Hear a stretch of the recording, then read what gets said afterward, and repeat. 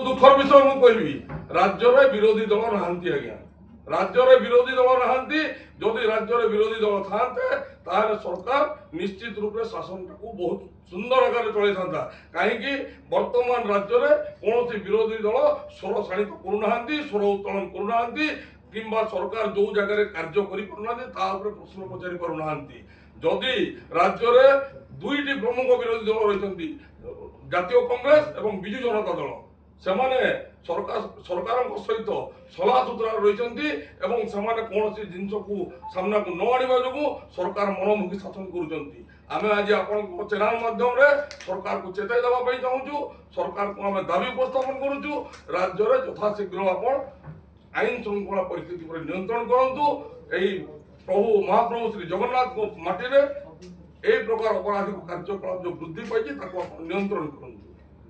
ଧନ୍ୟବାଦ।